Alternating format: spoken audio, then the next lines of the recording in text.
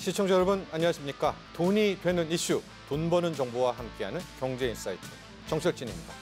팔레스타인의 무장 정파죠. 이 하마스의 최고 지도자 이스마일 하니에가 암살된 후에 순위파의 맹주 이란이 피해 보복을 다짐했었습니다. 자, 그러면서 이스라엘을 향한 보복 공격이 임박했다, 이런 관측이 전해지면서 현재 중동 정세 일촉즉발의 상황으로 치닫고 있습니다. 중동의 긴장감이 고조되면서 국제유가는 배럴당 80달러를 돌파하며 급등하고 있고요. 우리나라의 수입 물가 지수도 2개월 연속 상승하고 있습니다. 자, 오늘 경제인사이트 첫 번째 이슈로는 현재 중동 리스크, 중동 정세와 이것이 확전됐을 때 국내 경제, 한국 경제에 미칠 영향, 그리고 대비는 어떻게 해야 할지 자세하게 짚어보도록 하겠습니다. 두 번째 이슈도 준비되어 있습니다. 현재 미국에서는 민주당 대선 후보 카멜라 해리스 부통령의 지지율이 빠르게 높아지면서 도널드 트럼프 전 대통령을 역전한 그런 상태라고 합니다. 실제로 이 베팅 업체들 해리스의 당선 가능성을 트럼프보다 더 높게 보고 있는데요. 초박빙 승부로 이어지고 있는 미국 대통령 선거, 두 후보 간의 경제 정책 비교해 보면서 한국 경제에 미칠 영향도 살펴보죠. 자, 세 번째 마지막 이슈입니다. 국토교통부가 8월부터 본격적으로 K-드론 배송 서비스를 실시했습니다. K-드론 배송. 자, 섬 주민이나 대형 공연의 이용자가 드론을 통해서 신속하게 물품을 배달받는 그런 한국형 배달 시스템, 이렇게 이해하시면 될 것 같습니다. 세 번째 이슈로 전해드리도록 하겠습니다. 자, 먼저 첫 번째 이슈, 중동 리스크, 중동 문제부터 다뤄보도록 하겠습니다. 서지용 상명대 경영학부 교수 모셨습니다. 안녕하십니까? 예, 안녕하세요. 네. 자, 일촉즉발의 상황입니다. 지금 우리와는 좀 먼 거리여서 그런가요? 우리 언론에서 그렇게 많이 보도는 하고 있지는 않지만 언제 이란이 이스라엘을 공격해도 이상하지 않을 만큼 지금 굉장히 위험 수위는 높아지고 있는데요. 이런 가운데 국제신용평가사 피치가 오히려 이스라엘의 신용 등급을 한 단계 낮췄단 말입니다. 이것이 좀 의미하는 것들도 좀 함께 보도록 하겠고요. 현재 중동 상황들, 이것들이 어떻게 좀 파급할지 전반적으로 한번 통찰해 주시죠. 예, 중동 화약고라고 하죠. 특히 이스라엘 같은 경우에 그 헤즈볼라, 네. 레바논 무장 정파에 대한 공습으로 인해 가지고 이제 최고 이제 그 지도자가 이제 피살됐고요. 그다음에 이제 또 이란 같은 경우도 지금 하마스의 최고 지도자가 또 피살되는 그런 상황을 겪으면서 순위파의 사실 종가로서 이란이 이제 이스라엘에 대해서 보복하겠다, 이렇게 공식적으로 얘기를 했거든요. 네. 그렇게 되면은 실질적으로 이란이 이스라엘에 대해서 상당히 이제 보복 공격이 이제 가시화됐다고 볼 수 있고, 당장 이제 국제 정세에 나타나는 영향은 이제 석유 가격이라든가 네. 이런 지정학적 불안에 따른 물동량에 대한 그 위축, 이런 것들이 나타날 것 같습니다. 네. 지금 말씀드린 바와 같이 석유 가격이 최근에 이제 대폭 올랐습니다. 네. 그 미국의 WTI 같은 경우 지금 4%가량 높아져가지고 지금 80불을 넘어가는 상황이고요. 그다음에 이제 중동산 두바이 원유라든가 브렌트 원유, 이런 것들도 지금 80불 넘어가고 있거든요. 실질적으로 지정학적 리스크가 상당히 영향을 주는 것 같아요. 물론 이제 오늘 이제 향후에 그 세계 경제가 좀 둔화된다고 해서 유가가 좀 떨어지긴 했습니다. 그런데 80불 수준이면 꽤 높거든요. 오늘도 한 78불 정도 됐는데 대체적으로 앞으로도 이제 80불 내에서 계속 움직일 것 같고, 그 지정학적 리스크가 석유의 그 유가 상승의 영향 요인이 분명합니다. 네. 그러다 보니까 이제 최근에 이제 그 중동 정세가 불안할 때마다 유가가 급등나가고 있는데요. 이런 상황이 앞으로도 지속될 것 같고, 가장 중요한 거는 우리나라 수입하는 그 원유 수입국 입장에서 보면 이런 그 중동 정세에서 이제 수에즈 운하가 이제 그 물동량이 자유롭게 이동하지 못하면서 특히 호르무즈 해협이라고 하는 석유 이동 수송 경로, 거기가 이제 막히게 됐을 경우에는 전 세계 유가 상승에 대한 타격이 있지 않을까 생각됩니다. 네, 좀 전반적으로 총평을 해주신 것 같아요. 국제 유가 얘기, 그리고 지금 호르무즈 해협도 이야기를 하고 있지만 이쪽 수에즈 운하 쪽도 후티 반군한테 막혀 있어서 해상운이 많이 올랐거든요.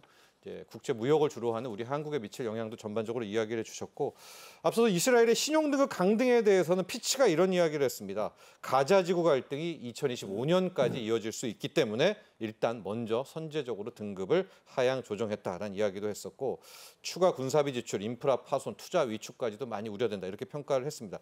즉 현재 중동 리스크가 단기적인 것은 아니다. 이제 이렇게 바라보고 있는 것 같은데 저희가 중동 리스크와 관련해서 특히 경제 쪽 부분의 것들을 하나씩 보도록 하겠습니다. 유가를 앞서도 계속 먼저 말씀해 주셨는데 이게 유가가 가장 큰 위험 요소인 것이 전체 인플레이션, 물가 상승률 지표 중에 차지하는 게 비중도 유가가 가장 높고요. 만에 하나 이번 사태로 유가가 올라가서 물가가 올라간다면 금리 인하는 또 물 건너갈 수밖에 없지 않겠습니까? 다각도로 한번 이 국제유가 상승 좀 다시 한번 볼까요? 예, 국제유가가 다양한 영향 요인이 있는데 가장 우리 경제에서 중요하게 보는 부분은 인플레이션 유발 요인이죠. 네. 실제로 올해 지금 우리나라 경제 성장률을 상당히 부진하게 만드는 물가 상승률 지금 올해 초만 하더라도 2% 후반이었다가 다시 3% 됐다가 최근 들어서 2.6%까지 떨어졌거든요. 근데 이제 그 내용을 보게 되면 사실 그 석유류 관련 그 수입 물가는 지금 상당히 많이 올랐어요. 네. 그러다 보니까 실질적으로 그 유가가 우리나라 경제에 부정적 영향을 주는 건 뭐 주지의 사실인 것 같고요. 그렇죠. 예, 그렇습니다. 그리고 그 다음에 최근에 보게 되면 우리나라가 대외에서 이제 수입하는 원자재에 사실은 유가도 포함이 석유도 원유도요. 포함이 돼 있거든요. 근데 이제 더 안 좋은 거는 우리나라 지금 그 달러 강세 기조하에서 우리나라 이제 상대적으로 이제 기준금리가 미국에 비해서 2%포인트가 낮기 때문에 네. 사실은 그 원달러 환율에 대한 그 상승 압력이 계속 높아요. 근데 이제 석유는 전통적으로 이제 그 달러로 결제가 되기 때문에 우리나라 그 수입 업체들이 그 중동에서 원유 수입할 때 달러로 결제하면서 사실 원화 가치가 절하되는 게 상당히 불리하거든요. 그러니까 수입 단가가 올라가는 문제가 생기죠. 그러니까 높은 가격으로 원유를 구입해다가 그 석유 제품으로 팔았을 때 당연히 그걸 수익을 보존하기 위해서 유가가 높아지게 되면 석유 제품 가격이 높아지면 우리나라의 그 생필품에서 차지하는 그 석유류 가격들이 올라가면서 인플레이션 상당히 그 상승 압력을 받게 되기 때문에 다각도로 봤을 때 유가가 오르는 건 우리나라 경제에 상당히 안 좋은 것 같습니다. 네. 연준 입장에서도 좀 당혹스럽겠어요. 금리 인하하려고 하는데 또 유가 올라서 물가 자극하면 그렇겠죠. 멈칫멈칫하겠습니다. 예, 그렇습니다. 근데 사실은 좀 석유 시장에 대해서 조금 더 들여다보면 원래 이제 석유 가격이 영향을 받는 게 지정학적 리스크, 그다음에 재고, 석유 수요 이렇게 세 가지 영향을 볼 수 있는데 최근 들어서 보게 되면은 석유 재고하고 그 수요 경기에 따른 수요 영향을 많이 받아요. 근데 우리가 이제 70년대 1차 오일 쇼크 파동 났을 때는 사실은 그때는 이제 공급 차질에 대한 이슈였거든요. 근데 그 동안에 이제 우리가 오펙 산유국들이 많이 늘었어요. 특히 우리가 비오펙 국가라고 하는 아프리카 국가라든지 러시아가 들어오면서 오펙 플러스가 되면서 산유국들이 중동의 그 카르텔에서 조금 벗어나는 경향들이 있거든요. 그래서 사실은 수입을 좀 다각도로 많이 하고 수출을 많이 하면서 실제적으로 이제 원유 유가 그 관련돼서 이쪽에 그 석유 카르텔들이 약간 좀 붕괴되면서 상대적으로 이제 공급 충격은 많지 않았거든요. 가끔씩 이제 그 지정학적 리스크, 중동 리스크 때문에 이제 공급 차질이 우려돼서 유가가 갑자기 오르다가 또 이제 정상적인 수준을 넘어갔는데 요번에 만약에 이제 그 이란 그다음에 이스라엘 분쟁이 계속 좀 장기화됐을 경우에는 커진다. 커졌을 경우에는 지금 현재 보게 되면 감산을 하고 있거든요. 오펙 플러스가 하루에 그 한 220만 배럴 정도를 줄였어요. 왜냐하면 향후에 그 경제 둔화되는 거에 석유 수요가 줄 거라고 생각해서 감산을 하고 있는데 내년까지 그게 유지된다고 봤을 때 특히 이제 공급 차질이 왔을 때는 유가가 100불까지 가지 않을까 하는 우려도 있거든요. 그렇게 되면은 뭐 지금 최근에 사실은 석유 수요에 대한 그 전망에 따라서 유가가 많이 움직였는데 많이 떨어졌죠, 실제로. 실제적으로 이제 공급 차질 문제 때문에 유가가 오르는 또 그런 그 현상도 생기지 않을까 생각됩니다. 네, 가장 지금 우리가 부담을 느끼는 게 경제적 차원에서는 기름값, 국제 유가입니다. 부디 여기가 좀 자극을 안 하기를 바라야 될 것 같고요. 이 이슈도 한번 볼까요? 최근에 이제 중동 리스크 불거지면서 원래는 이렇게 되면 달러가 승승장구한다거나 미 국채가 좀 뭐 갑자기 인기가 높아야 되는데 지금은 금입니다. 금하고 뭐 비트코인은 트럼프 때문이라고 하더라도 금값, 은값이 상당히 짱짱하게 많이 버티고 있어요. 이건 또 우리가 어떻게 바라봐야 될까요? 예, 그 뉴욕 상업거래소에서 거래되는 그 금 선물 가격, 그 온스당 2,500불 정도까지 상승하고 있거든요. 상당히 높아요. 지금 이게 최근 들어서 연초만 하더라도 한 2,000불 좀 넘는 수준이었는데 지금 2,500 한 16불 정도까지 거래가 되고 있거든요. 네. 근데 상대적으로 보면 이제 비트코인은 좀 많이 떨어졌습니다. 한때 이제 6만 이제 달러인가요? 이게 거기까지 올라왔다가 지금 5만 불까지 이제 떨어졌는데 실제적으로 이제 그 안전자산 선호 현상이 좀 반영됐다고 볼 수 있겠죠. 그러니까 달러, 금 이런 인플레이션 억제 요인과 관련돼 있는 그런 대상에 투자를 하는 거죠. 그러다 보니까 이제 비트코인에 대해서는 조금 투기 심리가 좀 위축되면서 이제 가격이 좀 떨어지고 있는 상황인 것 같고요. 그럼에도 불구하고 사실은 이제 금이 오르는 것들이 그렇게 우리나라 시장에서 좋은 것 같지는 않아요. 네. 원자재도 같이 오르고 특히 이제 유가 같은 경우도 최근에 선물 시장이 많이 발달돼 가지고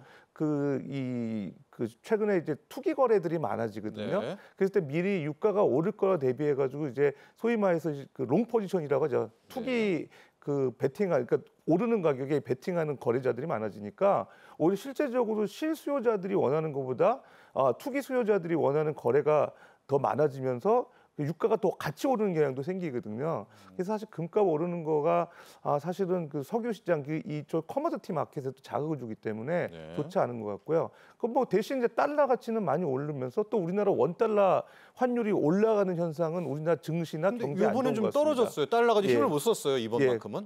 그리고 뭐 예를 들어서 지금 그 금값에 워낙 또 좀 투자자들이 많이 몰리니까 상대적으로 이제 그 외환 시장에서 좀 그 달러에 대한 수요가 좀 줄어들긴 했는데 그럼에도 불구하고 전 세계적으로 강달러 기조는 계속 유지는 좀 되고 있는 것 같아요.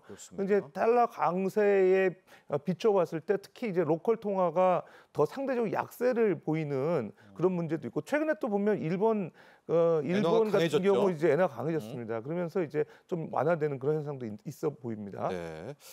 달러는 오늘 굉장히 많이 원달러 환율이 좀 떨어지면서 역시 달러 대신에 금으로만 좀 가고 있어서 현재까지 위너는 금이었다. 비트코인도 다시 좀 올라와서 6만 달러까지 올라왔다는 사실들.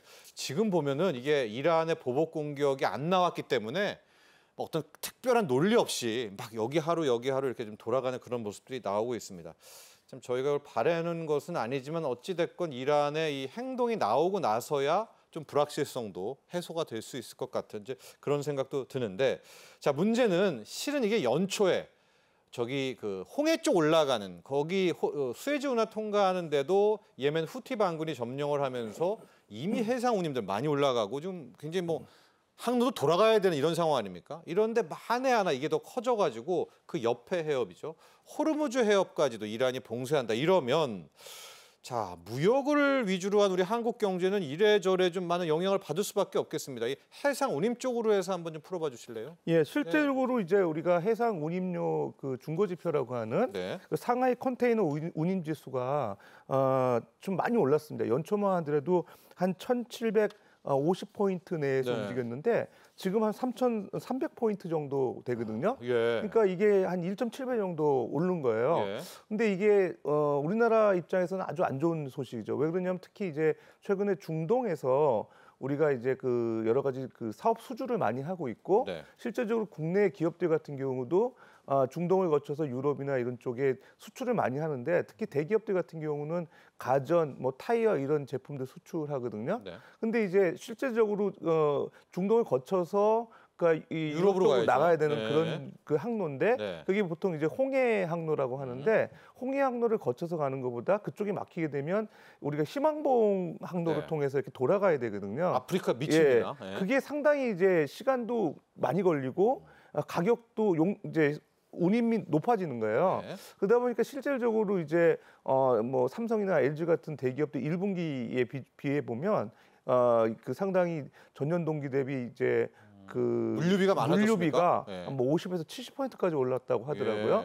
그러니까 이런 것들이 이제 코스트가 늘어나면서 수익을 악화시키겠죠. 그러니까 우리나라의 기업들 채산성이 나빠지고요. 상대적으로 이런 것들이 우리나라 경제 성장에도 악영향을 주지 않을까 생각됩니다.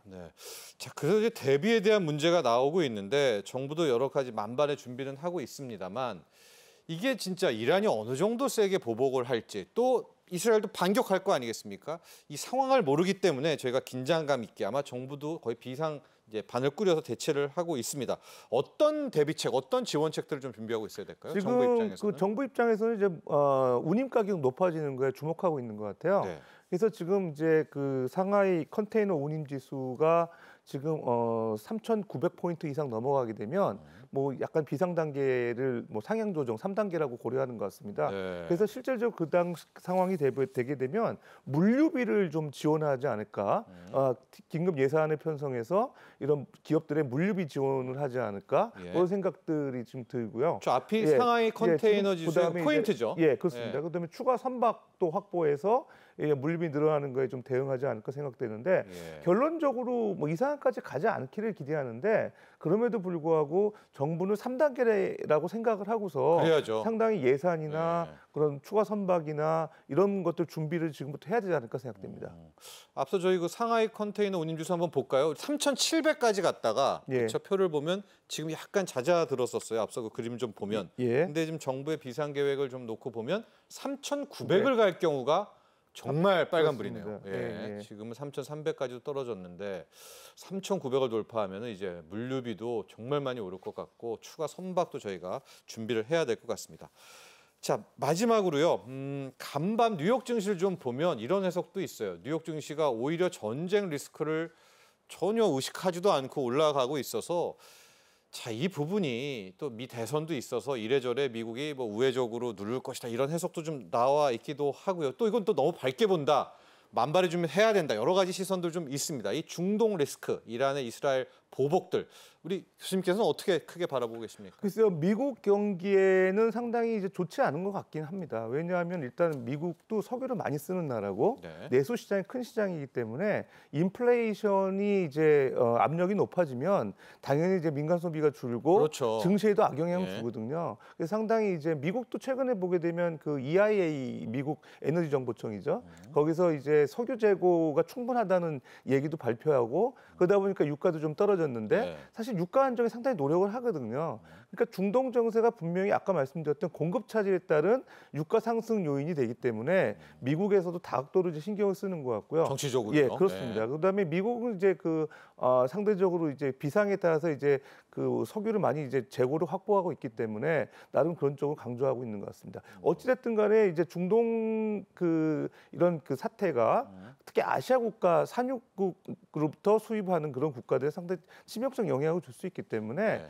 미국 외국 특히 이제 뭐 우리나라라든지 일본 이런 수입 국가들이 더 좀 긴장하고 물가 상승에 대해 신경 써야 되지 않을까 생각됩니다. 그렇습니다. 뭐 이게 짧게 지난번에 있었던 이란의 보복처럼 좀 가볍게 끝나면 좋겠지만 우리는 항상 최악을 가장 안 좋은 시나리오를 생각하면서 정부도 지금 대응하고 준비하고 있다. 이런 말씀으로 마무리해드리도록 하겠습니다. 자, 오늘 도움 말씀 주신 서지용 상명대 경영학부 교수 여기서 보내드리도록 하겠습니다. 오늘 감사합니다. 감사합니다.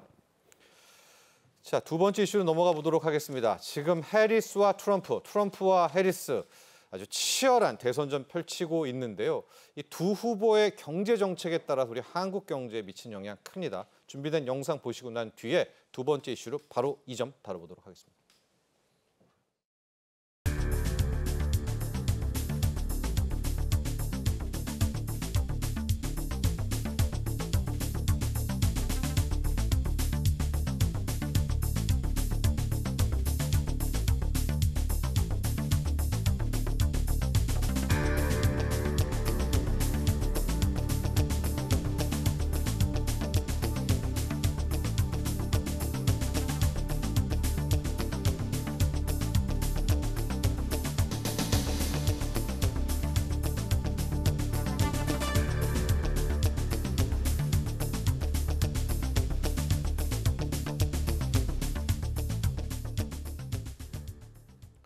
네, 이 바이든 대통령이 후보 사퇴하기 직전까지만 해도요, 트럼프 후보가 거의 대통령이 됐죠. 특히 이제 암살 시도 사건 나오면서 트럼프의 후보의 대통령 당선이 거의 확실시가 됐는데, 자, 상황이 완전히 바뀌고 있습니다. 해리스 부통령이 이제 민주당의 후보로 정해지고 나서 유세를 시작하고 난 뒤 3주 만에 상황이 많이 바뀌고 있습니다. 자, 이제 3개월이 남아 있는데 초박빙 승부. 몇몇 여론조사에서는 오히려 해리스 후보가 앞서고 있습니다. 자, 이렇게 되니까 우리 한국 경제 입장에서는 두 후보의 경제 정책 다 신경 쓸 수밖에 없겠죠. 이인철 참 좋은 경제연구소 소장과 함께 이 두 번째 이슈 들어가 보도록 하겠습니다. 안녕하십니까? 네. 어제 그제 여론조사들 좀 보면 거의 해리스 후보가 와 이렇게까지 인기가 지금 높나 할 정도로 상황이 많이 바뀌고 있습니다. 자, 두 후보의 지지율 현황 한번 정리해 보고 오늘 경제적인 이야기 들어가 보죠. 그렇습니다. 이제 트럼프 전 대통령 피격 당시만 하더라도 굉장히 느긋했어요. 네. 지지율도 올랐고요. 바이든 대통령의 이제 노령화되면서 굉장히 잇따른 실수가 연거푸 일어나니까 맞아요. TV에서는 거의 어대프 어차피 대통령은 트럼프다.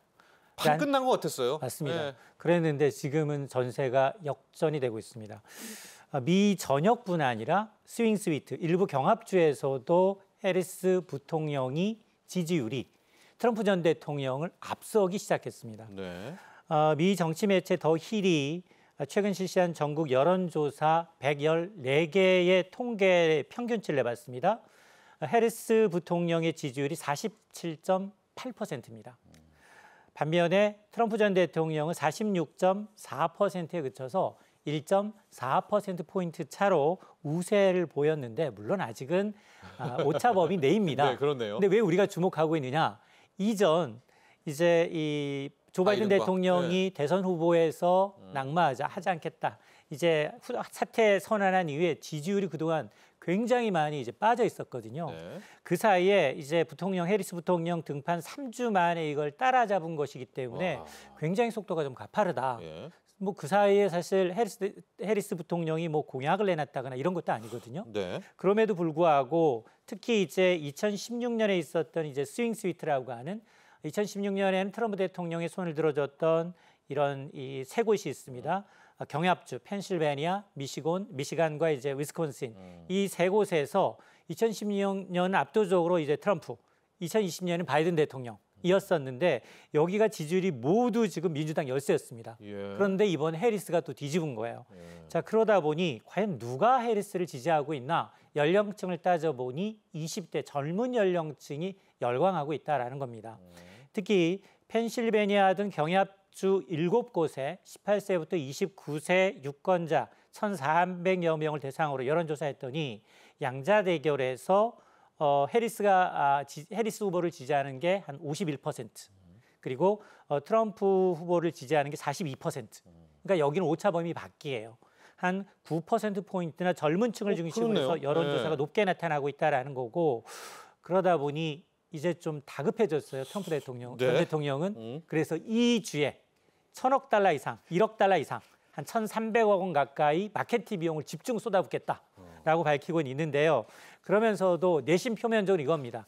허니문 효과야. 일시적이다. 컨벤션이야. 맞습니다. 예. 컨벤션 효과이기 때문에 이거는 잠시고, 그러면서도 계속해서 그전에 이제 똑같이 회귀하고 있어요. 굉장히 강하게 해리스를 이제 비판하는 논조로 바뀌고 있습니다. 소장님, 해리스 후보의 매력은 뭔가요? 왜냐하면 존재감이 그렇게 높은 인물이 아니었단 말입니다. 이 트럼프에 비하면 더 정말 열악했었는데 인기 비결이라고 해야 될까요? 뭘까요?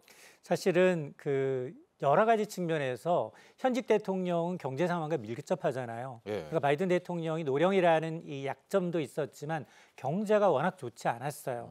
물가는 너무 높죠. 그러다 보니 경제 정책에 대한 불만이 쌓아져 왔는데, 그럼에도 불구하고 이제 해리스 대통령의 경우에는 이 바이든 행정부가 좀 경제 정책에서 실패했던 것들이 오히려 반사의 이익으로 좀 끌고 있는 부분이 분명히 있습니다. 예. 이번 설문조사에서도 이제 경제 대통령이 된다면, 특히나 이 파이낸셜 타임즈가 이제 이 지난 1일부터 5일 사이에 등록 유권자 1,000여 명을 대상으로 여론조사를 벌였습니다. 여기에 해리스 부통령이 트럼프 전 대통령보다 한 1%포인트 정도로 이제 지지율이 좀 높게 나왔는데, 그 이유를 뭐라고 이제 분석을 하고 있느냐. 바이든이 너무 높았다. 경제적인 측면에서. 예. 그러다 보니 오히려 이제 후보가 교체된 만큼 해리스는 그나마 바이든보다는 좀 더 나은 경제 정책을 펼칠 것이다라는 이제 기대감이 있다는 겁니다. 역설적으로 바이든보단 낫다. 맞습니다. 그런데 실제적으로 이제 야. 유권자들도 이중적인 측면이 있어요. 그러면 실제 집권한다면 누가 경제 정책을 잘할 것 같느냐라는 질문에 대해서는 네.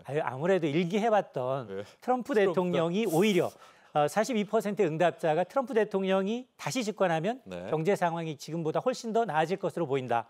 그러면서 해리스 대통령은 한 33% 정도로 대통령이 당선됐을 때 경제 상황이 나아질 것이다라고 보고 있는 건데요. 네. 이게 왜냐? 민주당이 바뀌어봐야 경제 정책의 트렌드를 얼마나 바뀌겠느냐. 이미 바이든 거겠죠. 맞습니다. 네. 계승할 건데 그러다 보니 이번 대선에서의 미 대선에서의 가장 중요한 이슈가 뭐냐? 바로 경제 이슈라는 겁니다. 좋습니다. 9월 10일 이야기를 많이 하더라고요. 9월 10일 날 이게 확정이 된 건가요? TV 토론이 해리스도 오케이를 한 겁니까? 맞습니다. 트럼프가 제안을 했고 이제 해리스가 이제 오케이하면서 다음 달 10일입니다. 카말라 해리스 부통령과 도널드 트럼프 전 대통령이 ABC 뉴스 주간으로 90분간입니다. 90분간 TV 토론 3회 맞붙는데요. 토론은 경합주인 펜실베니아, 필라델피아에서 열릴 예정이고 청중이 없이 진행이 됩니다.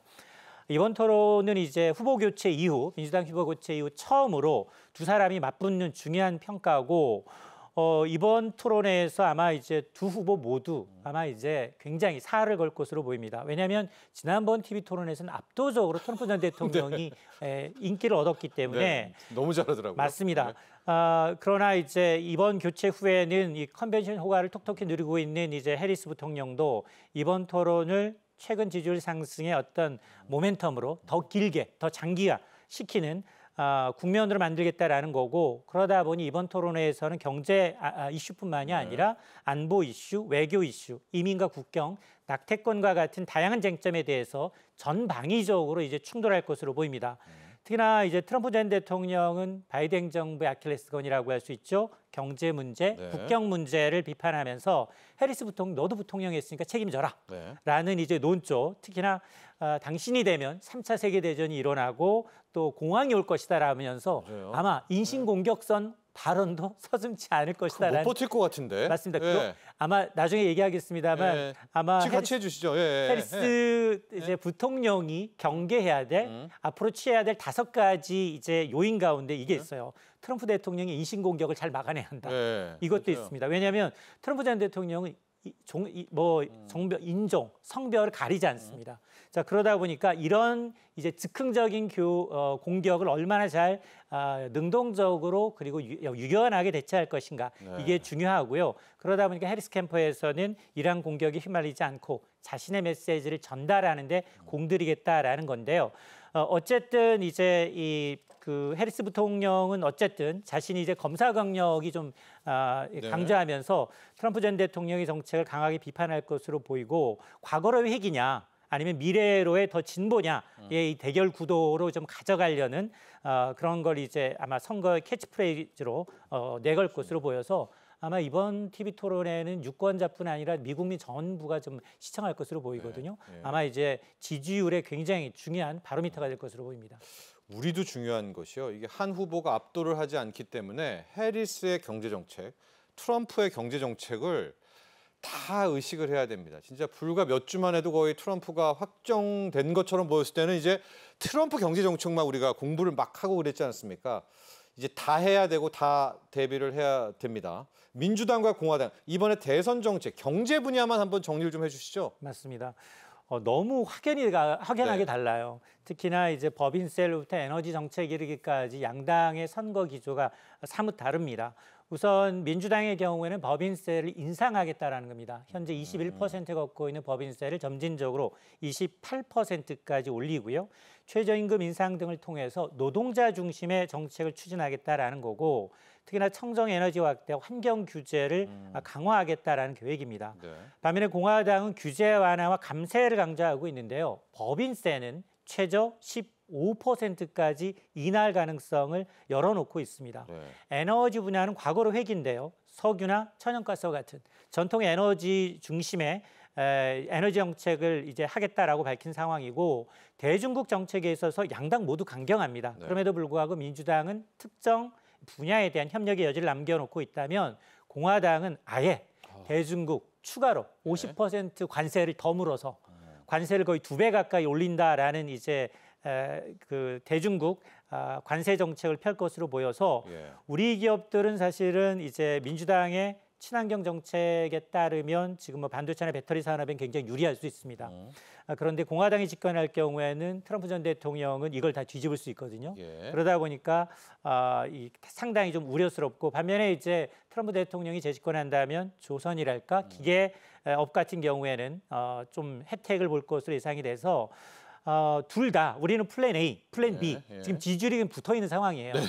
그러다 보니까 플랜 A, 플랜 B를 모두 다 이제 대비할 필요가 있어 보입니다. 네, 확연한 것은 역시 에너지 정책인 것 같아요. 민주당 해리스는 신재생 쪽을 밀고 있고 트럼프는 석유를 더 쓰자 뭐 이런 주장도 하고 있습니다. 세금 부분에 있어서 뭐 이건 미국 얘기지만 민주당은 증세, 법인세를 높여야 된다. 반면에 트럼프는 감세 쪽 나오고 있고 중국 쪽이요. 둘 다 대중국 정책은 강경합니다만 이것도 미세하게 좀 차이가 있는 것 같아요. 중국만 따로 놓고 또 볼까요? 경제 정책. 맞습니다. 네. 사실 대중국 정책이 왜 중요하냐면 우리나라 1위, 2위 무역 상대가 미국과 중국이기 때문에 그런데요. 지금 민주당이 집권할 경우에는 첨단 기술, 특히나 이 반도체, 전기차, 배터리와 같은 주요 산업에서 이제 중국에 대한 제재를 강화한다는 계획은 이미 발표해 있고요. 그러면 이제 사실은 한국 기업들의 경우에는 중국과의 기술 협력이나 무역에 대해서는 어려움을 겪을 수 있지만 동시에 반사이익을 기대할 수도 있습니다. 미국과의 협력을 강화하는 쪽으로 가야 되니까요. 민주당은 그러나 이제 완전한 어떤 분리보다는 필요에 따라서 중국과 협력할 여지를 조금은 남겨놓고 있기 때문에 우리 한국 기업들이 유연한 대응을 통해서 양국 간 균형을 유지할 가능성이 좀 있어 보이는데 그럼에도 불구하고 핵심 기술 분야에 대해서는 중국의 의존도를 좀 낮춰야 하는 그러면서 미국과 협력을 강화해야 될 필요성은 있습니다. 그러나 공화당 집권 시에는 지금까지 했던 것이 모두 다 180도 돌아가야 되는데요. 공화당은 중국과의 전면적인 무역과 투자 재개를 공포하고 있습니다. 중국산 제품의 수입 중단, 거의 뭐 관세를 100% 이상 올려버리면 수입 중단과 마찬가지고요. 특히 중국인들의 이제 미국 부동산 구입을 금지하거나 어떤 이제 기업의 구매 금지 등 강력한 조치를 예고하고 있는 상황이기 때문에 한국 기업들은 사실 이렇게 보면 이게 중국 시장에서 경쟁은 다소 유리할 수도 있겠지만 동시에 미국 시장에서도 중국산 제품에 대한 어떤 틈새 시장, 대체 수요를 확보할 수 있겠지만 다만 공화당의 강경한 기조로 볼 때 중국이 가만히 있지 않을 것 같거든요. 보복 조치가 들어오게 되고 또 이렇게 되면 무역 갈등이 더 심화될 수 있기 때문에 우리로서는 사실은 양국 간 긴장 속에 이제 상당히 큰 불확실성을 직면할 수 있습니다. 근데 양당 모두 대중국 강경 기조를 유지하고 있기 때문에 어쨌든 우리는 중장기적으로 일단 중국 의존도를 좀 낮춰야 하고요. 글로벌 공급망을 다변화하면서 양국 간의 어떤 전면전으로 갔을 경우 피해를 최소화해야 되는 그런 숙제를 이제 과제를 떠안게 됐습니다. 앞서 중국 분야에 있어서 소장님은 어떻게 보세요? 지금 약간 보면 트럼프는 완벽하게 중국을 막 붕괴시키는 것 같고 해리스 민주당 쪽은 그래도 나름 좀 여유를 좀 두고 있는 건데 이것도 또 보기에 따라 다른 게 우리 입장에서도 완전히 중국을 무너뜨려 주는 것이 좋은 건지. 근데 또 그럴 경우에 보복을 할 거란 말입니다. 중국이. 그러면은 약간 좀 숨통을 열어주는 이 민주당 쪽이 좋은 건지 참 이것도 생각할 부분이 많아요. 어쨌든 뭐 미국의 양 후보 모두 미국 우선주의가 가장 큽니다. 미중 싸움에 있어서 우리가 이제 피해를 본다라고 해서 우리의 피해를 감안하기보다는 미중 전쟁에서 자국의 이익을 얼마나 더 끌어들일 것인가. 동맹국의 이익을 우선하기보다는 자국의 우선을 하고 있기 때문에 관세도 보게 되면 공화당의 경우에는 이미 중국에 대한 관세뿐 아니라 모든 수입품에 대해서 10% 관세를 부과하겠다고 얘기를 했기 때문에 우리는 동맹국임에도 불구하고 관세를 물어야 되는 입장이거든요. 그러니까 대놓고 동맹국한테도 피해를 감수하라라고 지적하는 것과 근데 이제 이 바이든 행정부의 정책은 민주당이요? 동맹국과 같이 이제 이 경제 정책이라는 게 어차피 해리스가 이제 계승하게 되면 동맹국들과 같이 대중국 압박에 나선다라는 거거든요. 이렇게 되면 사실은 중국이 이 우리를 겨냥할 수는 있습니다. 그럼에도 불구하고 이제 반사막이 미국, 일본, 대만, 이제 이 한국과 같은 동맹국끼리 이제 결합이다 보니 우리만 도드라져서 딱 타겟으로 공격할 확률은 좀 낮거든요. 그러니까 이제 대중국 정책만을 놓고 보면 트럼프 리스크가 굉장히 좀 커 보이는 게 사실이고 그리고 바이든 리스크도 만만치 않다. 사실은 반도체법이나 IRA법에도 보게 되면 독소장들이 꽤 있잖아요. 네. 뭐 그 보조금을 받게 되면 중국 내 반도체 장비 수출 제한하고 못하게. 있고요. 네. 그리고 뭐 공장 업그레이드 못하도록 지금 막고 있는 상황이기 때문에 그리고 이윤이 나면 또 반반씩 공유해야 되는 부분이 있기 때문에 상당히 들어가면 들어갈수록 미중 전쟁이 패권 전쟁이 심화되면 심화될수록 우리는 선택해야 되고 그리고 두 국가 사이의 무역 비중을 낮춰야 되는 과제를 떠안게 된 겁니다. 그렇습니다. 결론은 두 후보 모두 자국, 그러니까 아메리카, 미국 우선주의이기 때문에 우리가 압도하지 않으면은 해리스든 트럼프든 그렇죠. 우리에게는 악영향이 있다. 이렇게 좀 정리를 해볼 수가 있을 것 같습니다. 그래서 우리 민간 기업 쪽은 더 노력하고 더 압도하려고 하고 있고요. 정부 차원에서는 어떤 대비를 해야 될 것 같습니까? 플랜 A, 플랜 B, 해리스, 트럼프 다 지금 줄을 대고 있어야 되는 그런 상황이죠. 맞습니다.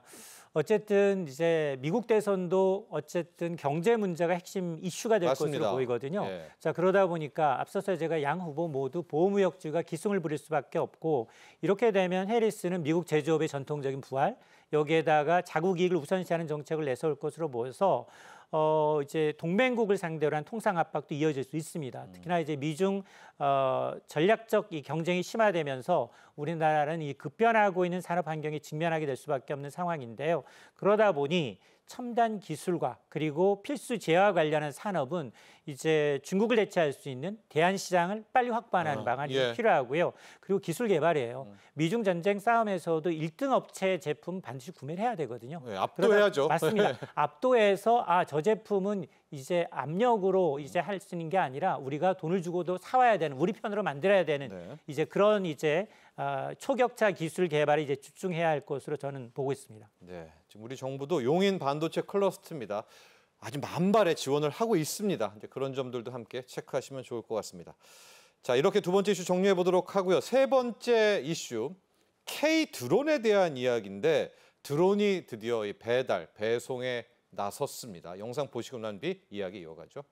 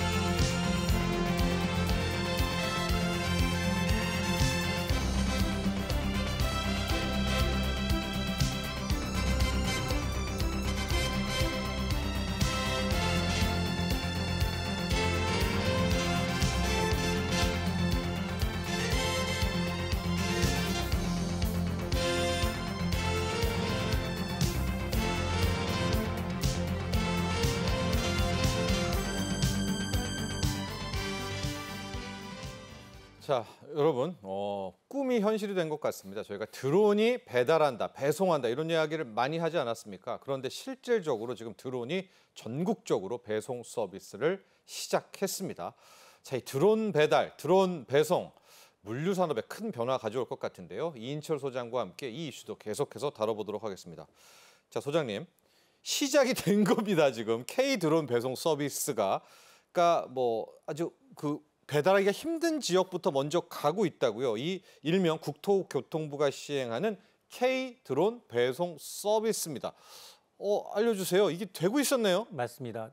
광고 기억하실 거예요. 네. 마라도에서 짜장면 시키신 분 배달됩니까? 배달됐었거든요. 그 언제적 네. 광고인가요? 한 30년 된 10년도 거네? 더 된 거예요. 네, 한 근데 지금 20년 전 같은데. 저는 삼성의 신제품 휴대폰 배송해 주세요가 마라도에서 가능해졌습니다. 아, 이제는? 예. 네. 이달부터입니다. 이제 섬지역 등지에서 K-드론 배송 서비스가 본격 시작이 됐는데요. 배송되는 지역이 도서산간 지역입니다. 14개 지자체 가운데 32개 섬, 그리고 17개 공원, 1개의 항만 지역이 포함이 됩니다. 여기에는 공주, 김천, 포천, 여수, 성남, 양주, 창원, 울주, 통영에서 8월부터 드론 배송이 시작이 됐고요. 서산과 남원, 인천, 부산은 9월부터 운영이 됩니다. 제주도는 제주도 인근 갓파도, 미양도, 마라도를 대상으로 해서 이미 지난달 19일부터 운영을 시작을 했는데 현재 K-드론 배송이 가능한 품목은 3km 이내 배달 음식, 생활용품, 소형 전자제품 등이고요. 지역마다 이제 세부 품목별로 차이는 좀 있습니다. 일부 섬 지역에서는 지역 주민이 생산한 수산물을 역배송하는 서비스도 이용을 할 수 있습니다. 예. 공원 지역에서는 주로 지역 특산품을 또 지역 항만에서는 선박용품의 배송도 가능한데요. K드론 배송 주문은 지자체마다 다른 별도의 모바일 앱으로 진행해야 하고요. 일단 국토부는 향후 드론 배송의 배송 물품의 무게, 지금 3kg 이하지만 이 무게도 더 늘리고 품목도 다양화해서 물류 취약 지역의 주민들의 불편함을 개소하겠다. 그리고 다른 지자체들과 협업을 통해서 드론 배송 지역도 확대해 나갈 계획입니다.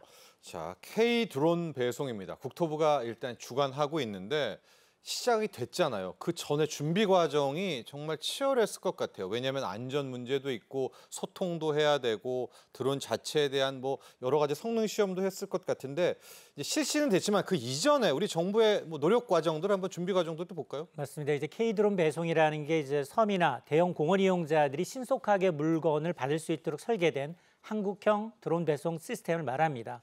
이 시스템은 이제 국토교통부의 드론 배송 가이드라인에 따라 구축이 됐고요.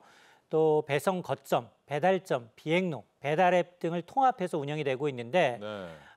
지금 국토교통부는 그동안 항공안전기술원, 한국교통안전공단, 한국항공대학교, 세종사이버대학교 이제 협력을 해서 K-드론 배송의 안전관리 시스템을 구축해 왔고요.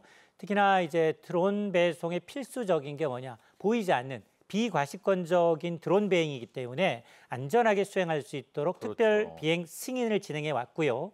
또 지자체가 마련한 이 드론 배송 거점과 배달점, 드론 상황실의 설치와 운영을 계획을 철저하게 점검하면서 시행을 해 왔습니다.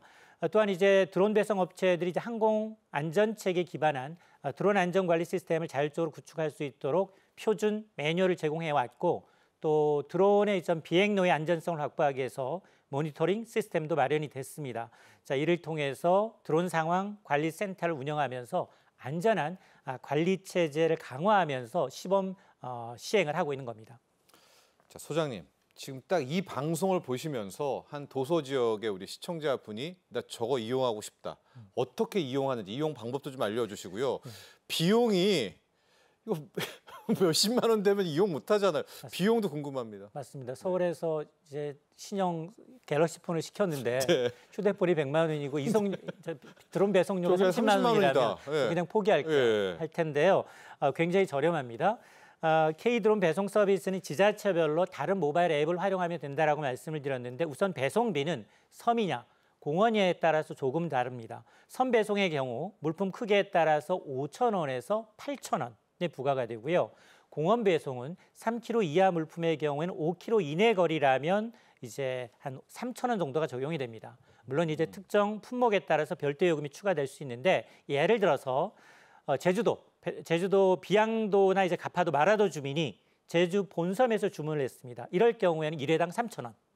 근데 비양도나 가파도 마라도를 찾은 관광객이 주문했다. 섬에서 주문한 경우는 배달료는 1회당 5,000원 차이가 있습니다. 반대로 비양도나 가파도 마라도에서 제주 본섬으로 물품을 옮긴다. 이럴 경우에는 10,000원을 주셔야 합니다. 그래서 K-드론 희망하는 주민의 경우에는 경기도 포천에는 무버포천이라는 앱을 전남 여수에는 여수플라이라는 앱을 제주에는 먹개비라는 앱을 통해서 이 배달을 이용하실 수 있습니다. 일단 모바일 앱을 깔고요. 지자체에서 저 앱을 보시면서 이제 배달을 시키는 건데 관광객도 시킬 수가 있는 거죠. 주민 아니라. 맞습니다. 이게 좀 진짜 특이하네요. 그렇습니다. 이제 관광객들도 이제 한 2,000원 정도 더 추가하면 일반 주민들보다 2,000원 정도 추가하게 되면 음식 배달이라든가 아니면 전자기기와 같은 소형 물품의 배달을 즉석에서 받아보실 수 있는 겁니다. 의료 장비도 이걸 활용해서 응급 의료 장비도 많이 한다라고 하고 앞서도 얘기했지만은 삼성전자의 스마트폰 배송 서비스 이게 이제 가장 좀 언론에 많이 노출된 것 같습니다. 맞습니다. 삼성전자는 이미 지난달 19일부터 시범 배송 서비스를 하고 있습니다. 특히 제주도, 여수, 통영입니다. 임금 선 지역을 대상으로 해서 신형 휴대폰 배송 서비스를 하고 있는데요. 이렇게 되면 사실 이들한테 우편으로 가게 되면 보통 일주일 걸리거든요. 네. 하루 만에 배달이 됩니다. 네. 이거는 이제 삼성전자의 드론 배송 서비스는 국토교통부가 주관하고 있는 드론 실증도시 구축 사업과 협업을 통해서 진행이 되고 있는데 각 지자체별로 구축되어 있는 드론 배송 인프라를 활용하고 있습니다. 예. 이 서비스는 기상 상황에 따라 선박 운행이 좀 어려운 시간대에도 배송이 가능하다라는 장점이 있고요.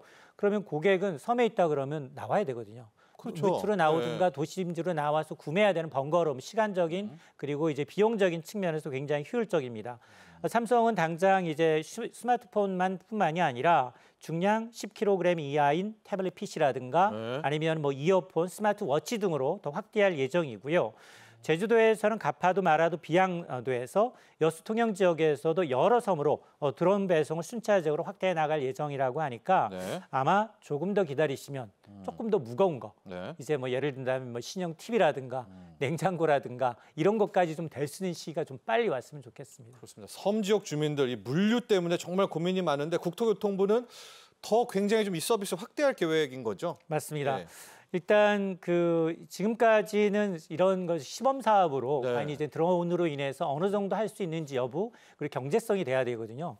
자, 그러니까 지금 일부 이제 대기업들도 이 서비스에 계속해서 이제 동참을 하면서 이 사업이 좀 커지게 되면 지금 뭐 취미용으로 그동안은 이제 취미용으로 드문을 했다면 지금 사업용으로, 산업용으로, 군사용으로 그렇죠. 용도가 굉장히 다양해졌어요. 그리고 도서산간지방에는 특히나 이런 이제 배달을 대신해 줌으로 해서 인력 그리고 배달에 따른 이제 어떤 시스템의 어떤 배달 비용이 굉장히 획기적으로 줄어들 수 있기 때문에 아마 현재 K드론 배송 시스템은 이제 밀류 취약 지역을 위주로 해서 네. 배달 문제를 해결하기 위한 중요한 수단으로 자리매김할 것으로 보여서 앞으로 배상 물품을 좀 더 확대하는 방안 그리고 물품 무게뿐 아니라 종류를 더 늘리고 네. 또 이 지역 배송 지역을 더 확대하겠다라고 이제 국토부는 밝히고 있습니다.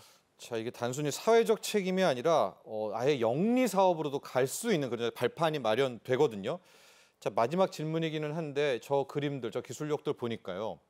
라이더 분들이 약간 긴장할 수도 있겠다 이런 생각을 합니다. 왜냐하면 이게 저 정도 기술력이라면 우리의 실생활에 보편화될 수도 있을 것 같거든요. 가령 뭐 신도시 같은 경우에는 이런 뭐 드론 착륙장도 만들 수 있지 않습니까? 맞습니다. 더 빠르게 확산될 것 같아요. 우리가 이제 아마 이제 배달의 민족이라든가 네. 이렇게 급성장한데 쿠팡이 급성한 데는 이제 배달의 혁신이거든요. 로켓 서비스, 그러니까 로켓 배달의 배송. 혁신이기 네. 때문에 사실은 이제 배달 서비스의 드론을 활용하는 건 굉장히 이제 우리 측면에서 굉장히 이제 효율적으로 이게 성공하면 다른 플랫폼, 다른 예, 국가에도 예. 이렇게 접목시킬 수 있는 부분이거든요. 예. 그래서 국회 예산처의 통계를 보면 2030년까지 글로벌 드론 시장이 약 75조 원대로 급성장한다고 합니다.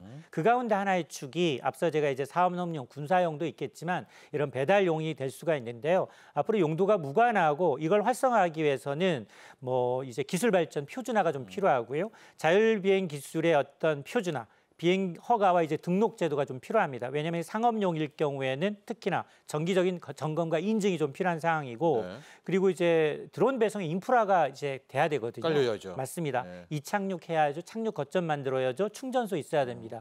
유지 보수가 필요하기 때문에 이런 드론 배송의 효율적인 시스템을 이제 구축을 해야 되고 또 하나는 산업 클러스터입니다. 네. 이게 왜냐하면 드론과 관련한 기업들, 연구기관들 협업해서 지금까지 이걸 만들어놨기 때문에 이런 것들이 참여하는 클러스터가 형성이 돼야지만 이게 혁신으로 하나의 산업으로 이제 아이템으로 아마 이제 기술 발전과 상용화가 원활하게 이루어질 것으로 예상이 됩니다. 네, 한 몇 년 뒤에 저희가 오늘 했던 이 뉴스 클립이 또 무슨 추억의 뉴스처럼 방송될 수도 있을 것 같아요. 막 너무나 보편화돼가지고. 자, K 드론 배송 서비스까지 다뤄봤습니다. 도움 말씀 주신 이인철 참 좋은 경제연구소 소장 여기서 보내드리죠. 감사합니다. 자, 여러분 경제인사이트 오늘 준비한 소식은 여기까지입니다. 오늘이요 벌써 삼복 가운데 마지막인 말복입니다. 자, 이제 말복도 지나고 나면 이 폭염 그 기세가 꺾이지 않을까 기대도 해보는데요. 자, 남은 하루 보양식으로 여러분 건강 잘 챙기면서 마무리하시기 바랍니다. 오늘 여기서 인사드리겠습니다. 금요일 오후 3시에 여러분 다시 찾아뵙죠. 시청자 여러분 감사합니다.